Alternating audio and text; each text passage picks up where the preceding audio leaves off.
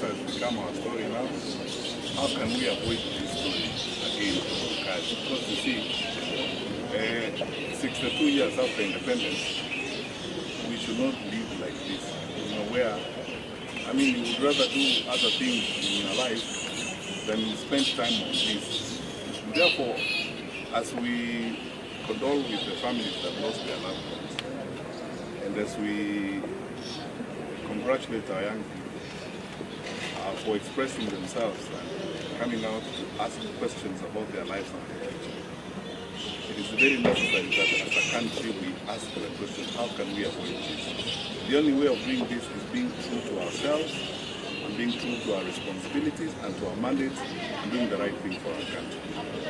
In fact, I have asked my colleagues in the opposition, and I want to say it here today, that we shouldn't confine the information that is coming and the investigations to 2023, 2024, and 2025. Let's go back and have an open public inquest on everything that has happened before, because sometimes things happen, and when it's an opportune time, public inquest, so that everybody, because all of us, the Honorable Wamalwa and myself have served before on the National Security Council. We need to go before a magistrate or a judge in an open public inquest and put the facts we have there and put the information we have, and other role players also put the information they have. Because if we want to move forward, I don't think we have a future in this country without truthfulness and without focusing on what we need to do for our people.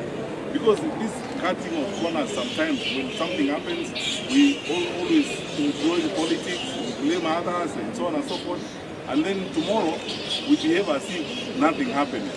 Then next year will come, we have another situation like this. Let's be open and transparent. Let's all go forward. And I want to ask all my colleagues, because we can't ask accountability of others when we are not accountable ourselves.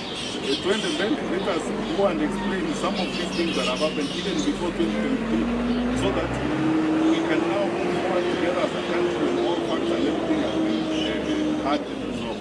And we can deal with the unresolved matters that have not been conclusively investigated. Whether we start with Musandi, we come to Jakujuma, we come to Keneni, we come to Rivayala and everything else. Let these things be investigated by an open public inquest, so that this is all the Twendembele, we explain and face the public on these issues. Because some of these issues are raised, and we keep this merry-go-round, you know, where we are always telling stories only when they are connected. You know, we cannot have government by blocking. Let's focus on the issues that we need to deal with. Let us address the lives of our people, and this issue should be investigated. When this matter happened on the 25th of June last year, we ought to have had an open public inquest into this. It will have given the Gen Z an opportunity to express themselves. We should have answered the question that time, how did we get here? Parliament is 2 kilometers from State House. For the first time since 1962, Parliament was overrun. What happened? How did we get here? Who knew what? And why didn't we prevent it? Why were we so insensitive to the point that citizens to get to that particular point and things that go south in the manner in which they did? So, finally, we also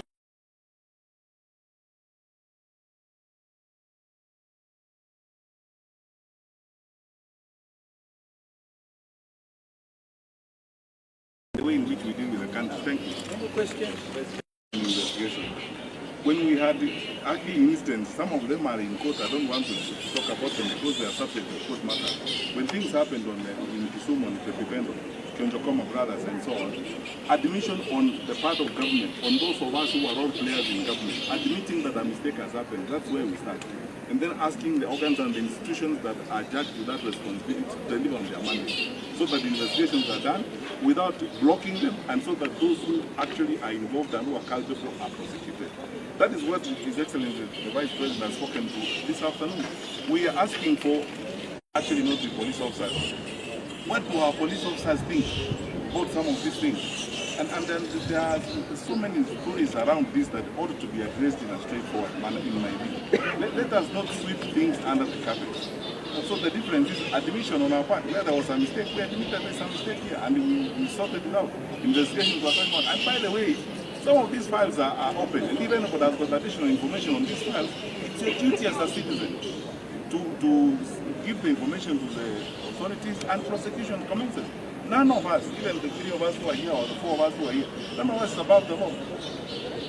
I've never lived above the law even for 1 minute in my life. So the most important thing, get facts, not to play politics with security matters, so that when it's convenient, you can say this.